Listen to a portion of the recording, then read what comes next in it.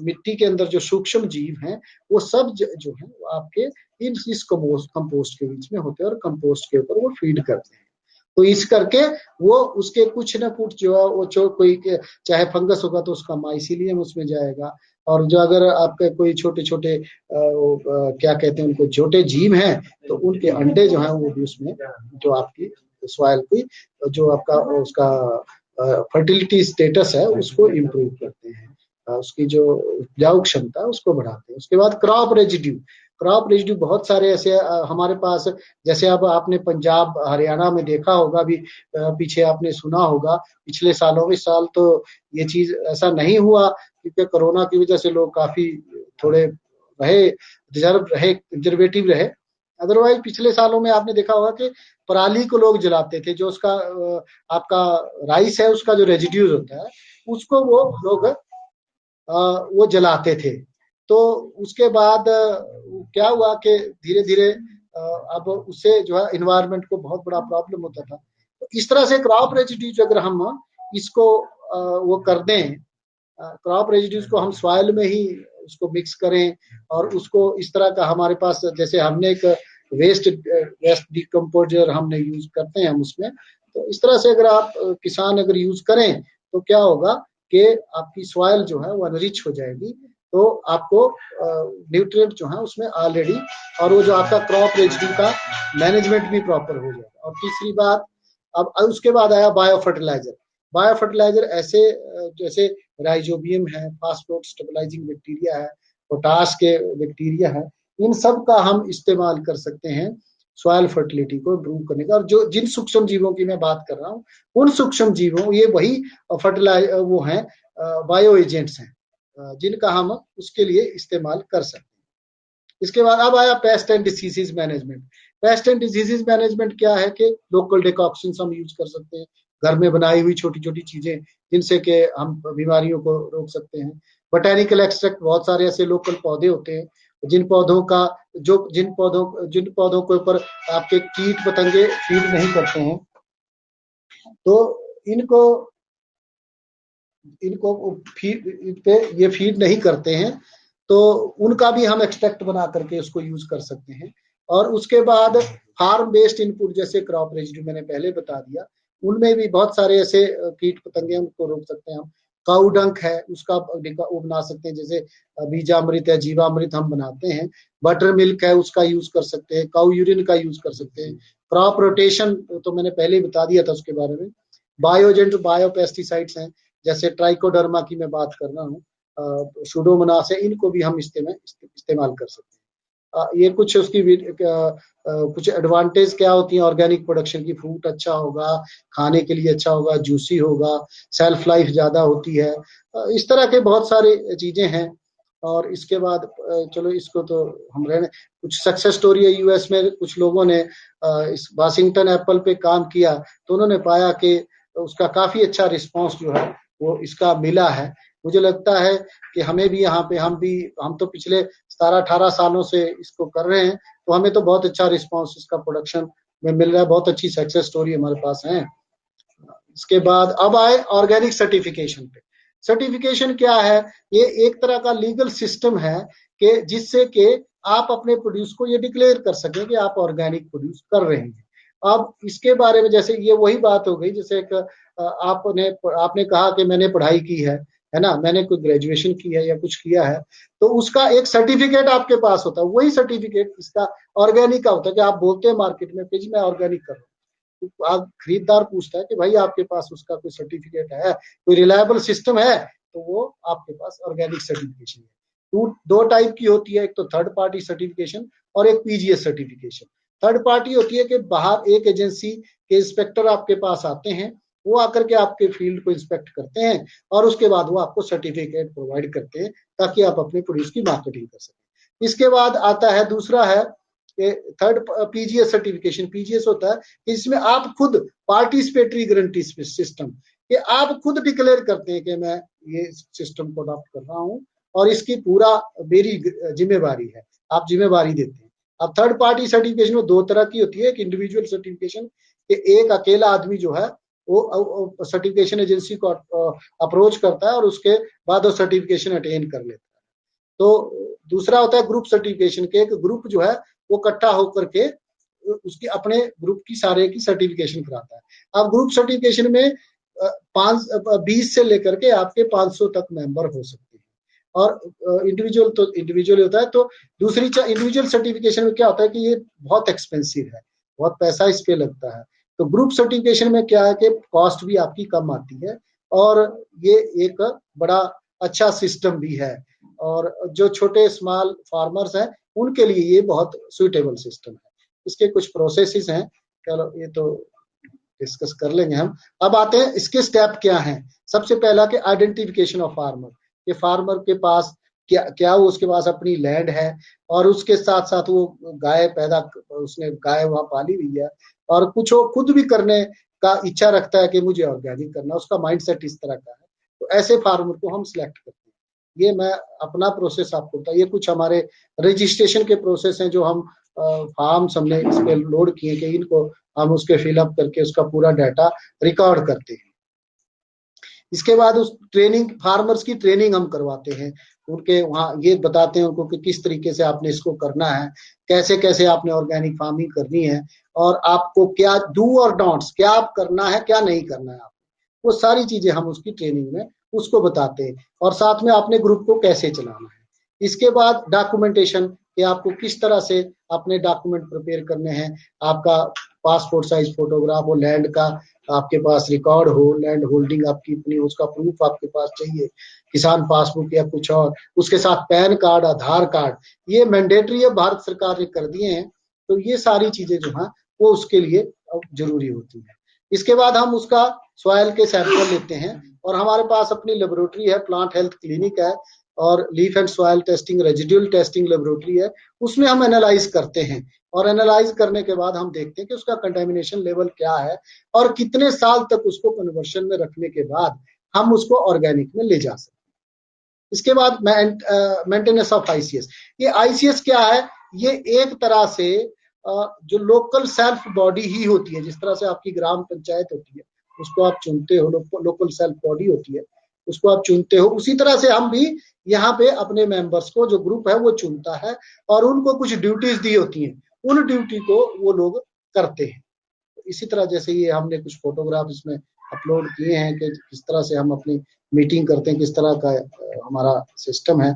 इसके बाद सर्टिफिकेशन, फिर उसके बाद हम सर्टिफिकेशन एजेंसी को अप्रूव वो करते हैं, जो कि अपीटा की एक्रेडिटेड एजेंसी है, और थर्ड पार्टी होती है, मिनिस्ट्री ऑफ कॉमर्स ने उसको किया। तो वो लोग आकर के हमारे फार्म की इंस्पेक्शन करते हैं, हमारे प्रोडक्ट की इंस्पेक्शन करते हैं, उसके बाद वो लोग हमें सर्टिफिकेशन देते हैं। फिर उसके बाद मार्केटिंग टाई अप, ये कुछ हमने अपने उसके वो किए हैं कि कुछ फार्मर के हम प्रोड्यूस को मार्केटिंग में, मार्केट में भेजने, उसका फोटोग्राफ हमने अपलोड किया है। इसके अलावा ये एक मैं आपको बताना चाहूंगा, ये हमारे ऑर्गेनिक प्रोड्यूस है। ये हम, जैसे हमने ये एप्पल, हम गोल्डन एप्पल है हमारे पास, ये रॉयल एप्पल, हम अभी आजकल ये पैकिंग चल रही है इसकी, और ये हम मार्केट में भेज रहे हैं, तो इसको पैकिंग करके हम, ये हमारा ये है, ये एक एप्पल का प्लांट है ऑर्गेनिक जो हमारा है।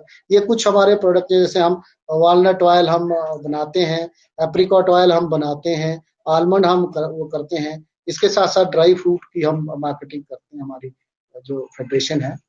तो इसके साथ अब ये आईसीएस का वो मैनुअल है, मैं इसके ऊपर ज्यादा नहीं जाना चाहूंगा, क्योंकि इसके बारे में मैंने पिछली स्लाइड्स में काफी चीजें क्लियर कर दी। Sir sorry to interrupt you, but आपका 4:45 से क्वेश्चन आंसर राउंड स्टार्ट होगा, सो मैं रिक्वेस्ट करूंगी कि आप थोड़ा फास्ट फास्ट वाइंड अप करेंगे तो अच्छा मैं, रहेगा। मेरा हो गया माइंड अप। ओके सर, आपके मुझे लगा अभी पीपीटी बची है, सो वी हैव नहीं 5 नहीं, मिनट्स, मैंने आफ्टर दैट इसको we can start the question answers. इसको एक्चुअली मैंने ना, स्वाति, इसको पहले ही इलेबोरेट कर दिया था शुरू के उसमें ही, स्लाइड्स में ही। जी सर। हाँ, ये काफी है, अदरवाइज बहुत सारी चीजें हैं, तो मैंने पहले इसके बारे में काफी बता दिया था। तो अगर फिर भी अगर किसी को कोई, और मैं अपना पीपीटी शेयर कर दूंगा, अगर किसी को चाहिए होगा तो मेरे से बात कर ले। ठीक है सर। सर 5 मिनट्स और आप ले सकते हैं अगर आपको चाहिए तो, फिर उसके बाद हम क्वेश्चन आंसर स्टार्ट करेंगे। हाँ चलो ठीक है, फिर अगर आपके पास टाइम है then I will go head, कोई प्रॉब्लम श्योर नहीं। सर। तो ये जो चीजें हैं जैसे मैंने आईसीएस की बात कही, तो आईसीएस की बेसिक रिक्वायरमेंट क्या है कि क्या होना चाहिए। सबसे पहली चीज तो है कि वो लीगल बॉडी हो। लीगल का मतलब है कि वो किसी न किसी भारत सरकार की या किसी प्रदेश की सरकार के साथ वो रजिस्टर हो और उसका एक लीगल स्ट्रक्चर हो। रिटर्न क्वालिटी एश्योरेंस सिस्टम हो उसका, कि उसका कुछ न कुछ उसके बाई लॉज हो, कुछ इस तरह की रिस्पॉन्सिबिलिटीज लोगों को दी, उसका कुछ आपके पास रिकॉर्ड हो, डॉक्यूमेंट्री रिकॉर्ड। उसके बाद जियोग्राफिकल एरिया जो है वो सबका एक जैसा होना चाहिए। ये नहीं हो कि किसी का कोई अगर जम्मू कश्मीर से है तो दूसरा पंजाब से, तो ऐसा नहीं होना चाहिए। सिमिलर जियोग्राफिकल एरिया होना चाहिए, एक जैसा उनका होना चाहिए।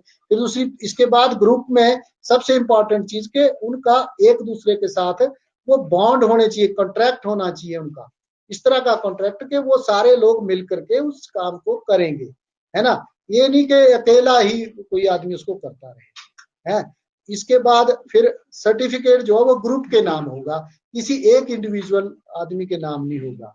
और मार्केटिंग भी वो इंडिविजुअल नहीं करेंगे, पूरा ग्रुप जो है उसकी मार्केटिंग करेगा, सारे इकट्ठे होकर के करेंगे। तो इसके साथ वो कुछ इंटरनल स्टैंडर्ड जो है वो बनाते हैं। फिर उसके बाद उसका रिस्क असेसमेंट करते हैं कि किसी के, अगर मान लिया पूरे ग्रुप में ऐसा तो नहीं है कि कोई पीछे से कोई स्प्रे कर रहा है, कोई खाद यूज कर रहा है, केमिकल फर्टिलाइजर यूज कर रहा है, तो कम से कम उससे क्या होगा, नहीं तो सारे ग्रुप के ऊपर उसका असर पड़ता है। तो वो सारी चीजों को वो लोग अश्योर करते हैं। तो इस तरह से फिर जैसे लीगल स्ट्रक्चर का मैंने बताया कि रजिस्टर्ड कंपनी हो, सेल्फ हेल्प ग्रुप हो, है ना, कंपनी लॉ के या किसी जो कोऑपरेटिव लॉ है इसके थ्रू, जिस तरह हम हैं तो इस तरह से किसी लॉ के तहत तो उनके बाई लॉज हो और उनके फिर अकाउंटेबिलिटी हो। सबसे बड़ी चीज ये है, ये ना हो कि किसी ने वो बना के रखी है कोई सोसाइटी या कोई कोऑपरेटिव तो काम कुछ करते ना हो, तो ऐसा ऐसा नहीं होना चाहिए। और सबसे बड़ी बात है, सारी चीजें लीगली वैलिड होनी चाहिए।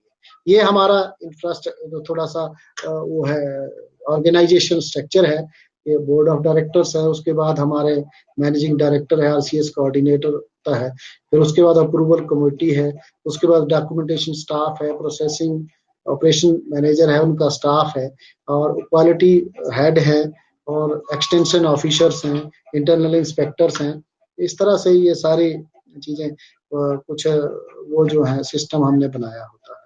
तो क्वालिटी मैनेजर है, उसका क्या काम होता है, ये भी सारा कि क्वालिटी वही है कि वो देखेगा, उसको चेक करेगा कि क्वालिटी कैसी है, आगे उसकी मार्केट करने लायक है, और अप्रूवल कमेटी के साथ वो कोऑर्डिनेट करता है, एक्सटेंशन ऑफिसर्स के साथ वो कोऑर्डिनेट करता है, इंटरनल इंस्पेक्टर के साथ वो कोऑर्डिनेट करता है, जो आपके टेक्निकल कंसल्टेंट हैं इनके साथ वो करता है। तो ये उसकी रिस्पॉन्सिबिलिटी सारी मैंने जैसे अभी बताई आपको। तो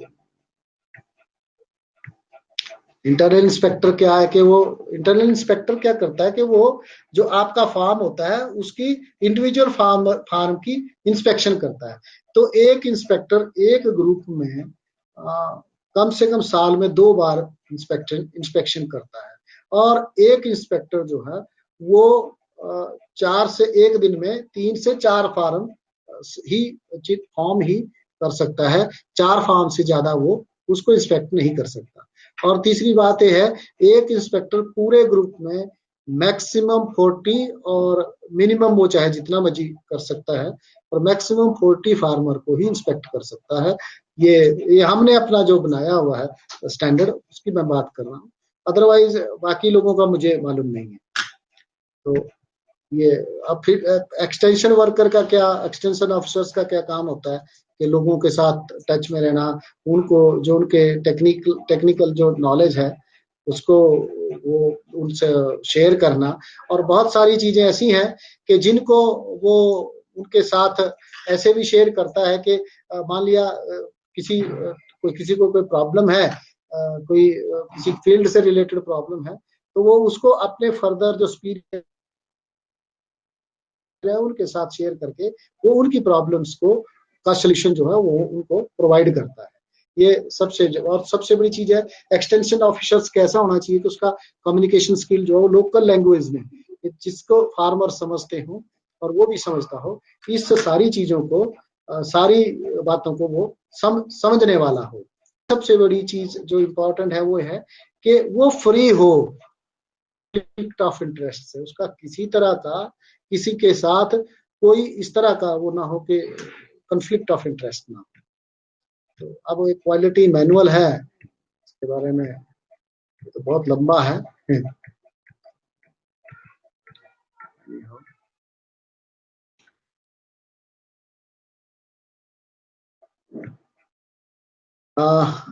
मेरा ख्याल है इट्स ओवर।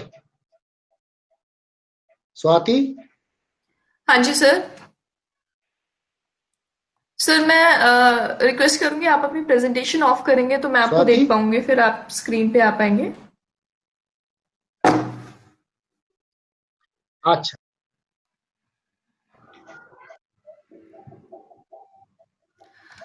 Okay, sir.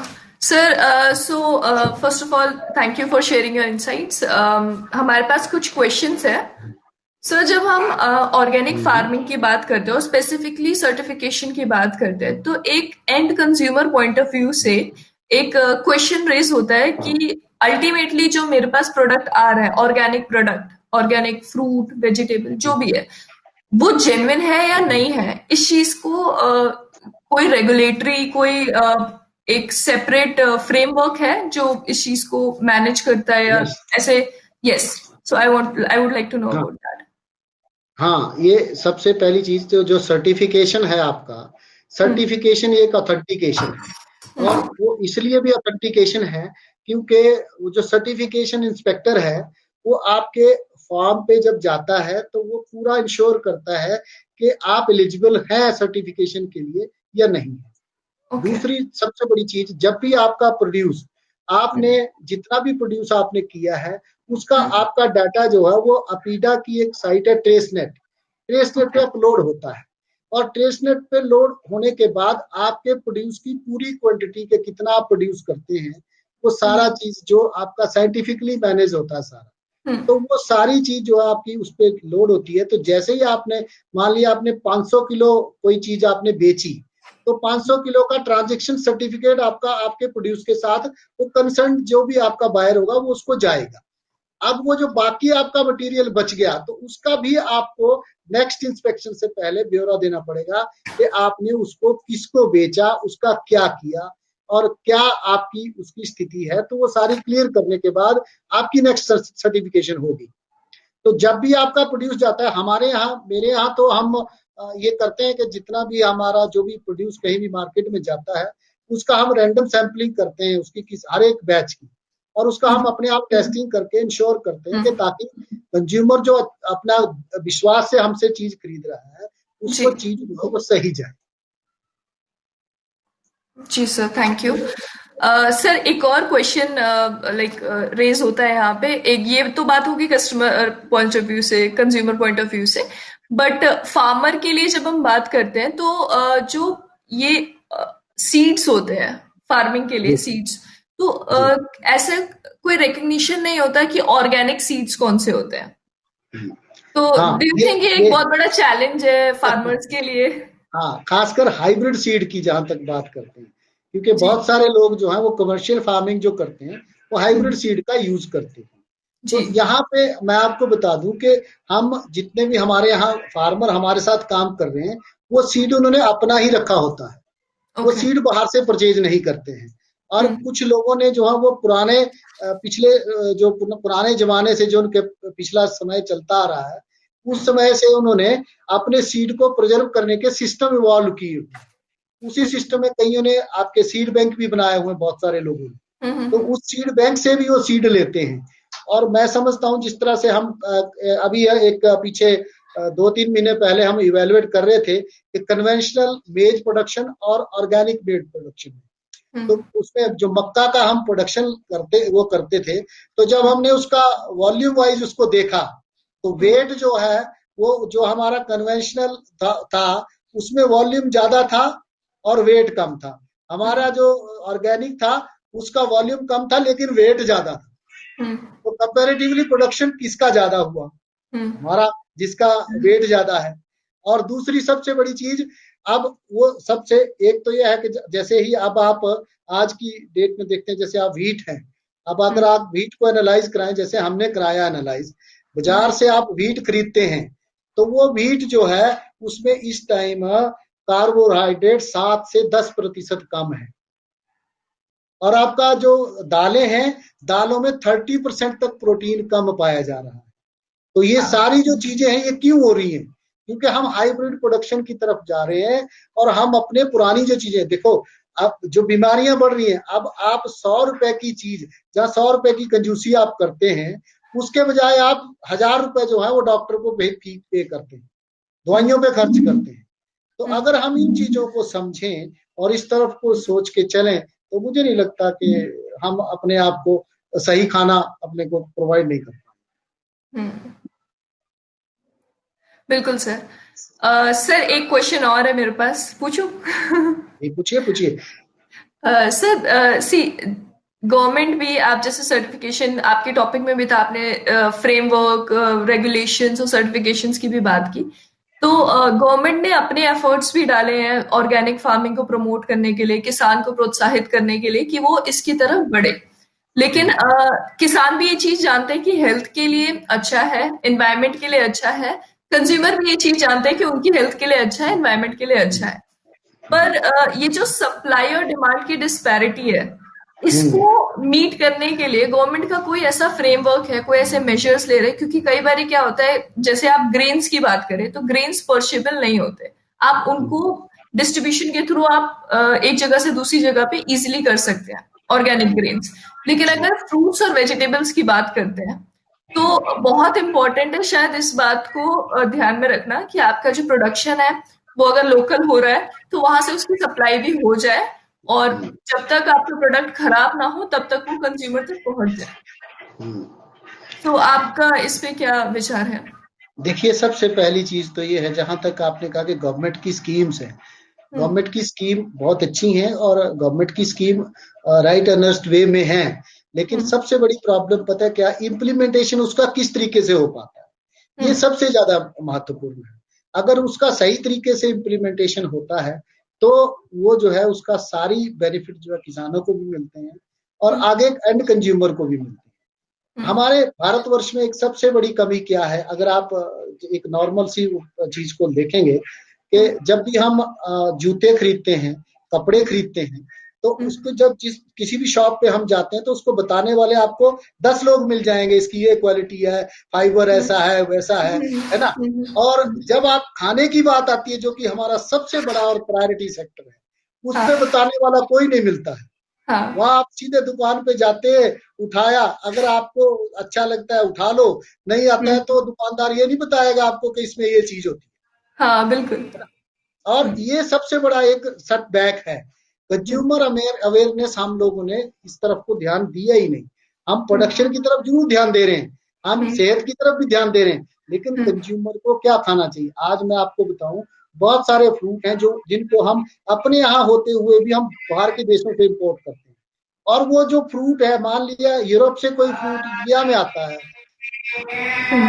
1 महीना वो ट्रांजिट में रहता है।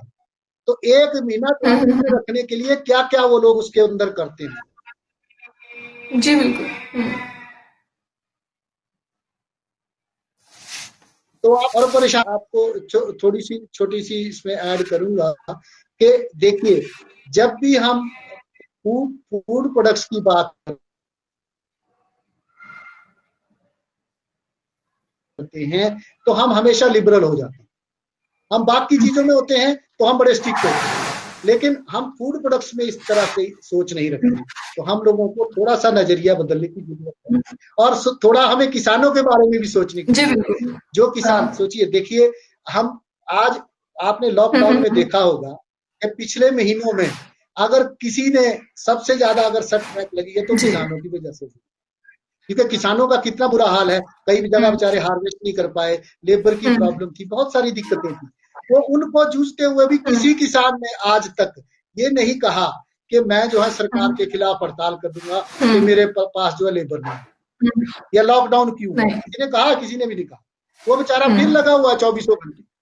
हम उसको सपोर्ट करने के लिए कोई प्रोग्राम नहीं चला रहे। हम उसको ज्यादा से ज्यादा, जबकि हमें और इनकरेज करना चाहिए। अगर मान लिया, अगर हम उसको व्हीट का, जैसे आटा हम खरीदते हैं, अगर हम उसको आटे का सही दाम देते हैं, तो वो बेचारा क्यों दूसरे उस पे, जी बिल्कुल। है ना, वो तो हमारा और भी थैंकफुल होगा, होगा कि नहीं जी होगा। और अगर वो बढ़ेगा तभी तो हम बढ़ेंगे। जी आपने देखा होगा इंडस्ट्रीज बंद हो गई, रोजगार लोगों के हाथों से चला गया, लेकिन खाना जो है वो सबके लिए जो कितना मुश्किल हो गया था, अगर किसान पैदा नहीं करेगा तो वो खाना आएगा कहाँ से। बिल्कुल तो इसलिए एसेंशियल है। इसकी हाँ तरफ, हाँ, इसकी तरफ ध्यान देने की जरूरत है। जी सर। तो सर एंड में मैं बस यही कहना चाहूंगी कि जैसे आपने सब चीजें समझाई, मुझे लगता है अभी और जागरूकता सबके अंदर इस चीज की होनी चाहिए कि ये जो ऑर्गेनिक फार्मिंग है, ये I think this is the future हाँ ऑफ, या so we should all look forward to it and जी, कलेक्टिव एफर्ट के साथ मुझे लगता है कि ये एक बहुत अच्छा कदम रहेगा ये सबके बहुत लिए, अच्छा एक है। Holistic approach. या ये जैसे आप लोगों ने शुरू किया, इस तरह से ऐसे सेशन होते रहें, ऐसे लोगों जी से जी इंटरेक्शन होती रहे, तो ये एक बहुत अच्छा यूजफुल प्लेटफॉर्म इस तरह के बन सकते हैं। और हर एक आदमी तक ये इस तरह की जो नॉलेज है वो पास ऑन हो सकती है। खासकर जी कंज्यूमर भी अट्रैक्ट होने चाहिए, और कंज्यूमर अगर ज्यादा अट्रैक्ट होंगे तो जाहिर है किसान जो है उसकी बढ़ोतरी होगी, उसको अच्छा जी पैसा मिलेगा। आज भी मैं आपको बताऊं, बहुत सारे किसान जो है वो अपनी जमीनें बेच रहे हैं, रियल हम्म एस्टेट को बेच रहे हैं। क्यों बेच रहे हैं? क्योंकि हम्म उनको लगता है कि जमीन से ज्यादा पैसा रियल एस्टेट से मिलता है। तो क्या हमें ये आज जरूरत नहीं है कि हम उन लोगों को इस तरह की सुविधाएं उपलब्ध करवा पाए कि ताकि वो गर्व से कह सके कि मुझे अपनी खेती करनी है। मैं आपको बताऊं, एक इंजीनियर का बेटा, मैं थोड़ा सा और वक्त लूंगा, आपका ज्यादा वक्त तो नहीं लूंगा, पर थोड़ा सा और वक्त लूंगा, कि जी एक सर। इंजीनियर का बेटा इंजीनियर बनना चाहता है, एक आईएएस अफसर का बेटा आईएएस बनना चाहता है, एक डॉक्टर का बेटा डॉक्टर बनना चाहता है, लेकिन किसान का बेटा किसान क्यों नहीं बनना चाहता? क्योंकि जी जब वो अपने बाप को सुबह से शाम तक और हम्म पूरा साल जो है वो तड़फते देखता है, और उसके बाद ये देखता है कि उसके पास वो बेचारा 1 लाख रुपए भी नहीं कमा पाता साल का। हम्म हमारा एक क्लास 4 एम्प्लॉय जो है, वो सरकारी जो नौकरी करता है, वो भी 1 लाख 1.5 लाख रुपए उसकी सेविंग होती है साल की। हमारे किसान की तो बेचारे की 20,000 रुपए सेविंग नहीं होती। तो बताओ आप क्यों करेगा वो खेती, क्यों उसका बेटा किसान बनना चाहेगा? मुझे बताइए। सही बात है सर। मुझे वही लगता है कि जैसे जैसे जैसे जागरूकता बढ़ेगी, लोगों को शायद इस चीज के बारे में ज्यादा अच्छे से पता जी चलेगा। और जी ऐसे आपके जैसे एक्सपर्ट स्पीकर्स हमारे साथ जुड़ते रहेंगे तो हम भी अपना थोड़ा सा एक जो कंट्रीब्यूशन है वो दे पाएंगे इस जागरूकता नहीं के नहीं, बहुत प्रति। बहुत बहुत बहुत बड़ा कंट्रीब्यूशन है। Thank you so much sir. बहुत ही अच्छा लगा आपसे बात करके, बहुत ही अच्छे आपने अपने जो भी थॉट्स थे आपने बताए। Thank you so much for wonderful insights. हाँ, नमस्कार सर, अब मैं आपसे अनुमति चाहूंगी कि हम ओम अपने नमः सेशन शिवाय। स्टार्ट करते हैं। Thank you so much sir. ओम नमः शिवाय। बैक स्टेज का ऑप्शन है सर ऊपर, let's go to the back stage. Thank you sir. Alright ladies and gentleman, बहुत ही अच्छा इंटरेक्टिव सेशन था डॉक्टर आर एस मिनस के साथ, और इसी के साथ हम अपने नेक्स्ट सेशन पे जाएंगे। We have mister Amit Bhardwaj with us. So Amit ji और मैं एक प्रेजेंटेशन आपको दिखाएंगे। हमारे एक एग्जिबिटर हैं जो अपनी प्रेजेंटेशन नहीं दिखा पाए, सो हम जल्दी जल्दी क्विकली उनके प्रेजेंटेशन आप लोगों को दिखा देंगे। Can you see? Just a second. Yes, I can see that. Okay, so basically this presentation is on behalf of Mr. Sachin Palkar, who is working with AMS Organics. This you can see the website. And now Swati, I'll just show you his presentation on the same thing. Swati will also explain you about the company. Okay, Swati? Yes, so I'm speaking on behalf of AMS Organics. So we are AMS Organics is an export firm based at Mumbai. They have rich experience in organic farming and exports more than 10 years. They deal into organic mangoes, pomegranates, and fresh fruits and vegetables. Um, Food safety is the most important concern for the company during and after COVID-19, of course. So जो company की USP है वो मैं आप सबके लिए mention करना चाहूंगी. So they ensure quality food safety standards and they ensure safe food concept, traceability system they have in their company. Apart from that, expertise team with quality checkpoints, eco-friendly practices they follow. Also, they have certified organic. They also educate farmers and organic farming with technical guides. So I'm reading about the company, and they says that our actions are for our future, and there are 3 key points that they like to mention. So the first is they adopt good agriculture practices, safe and healthy food production at farm level, HACCP plan, which stands for Hazard Analysis Critical Control Points.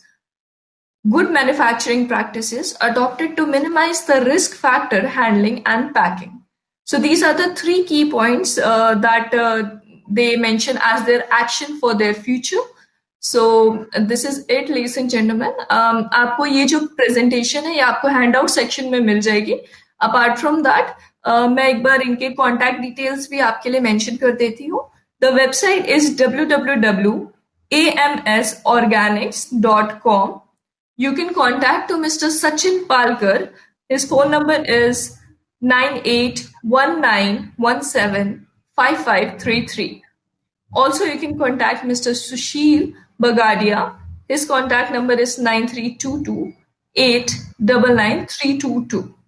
And the email address on which you can go for your queries, that is amsorganics@gmail.com.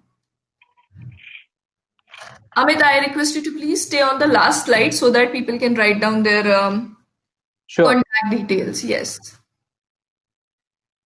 So if any one of you would like to talk to the representative from AMS Organics, this is the contact number of Mr. Sachin Palkar and Mr. Sushil. Feel free to contact them if you have any queries. It's a Mumbai-based company. They have mentioned almost, I think, good insights in their presentation. You can download the presentation from the handout section.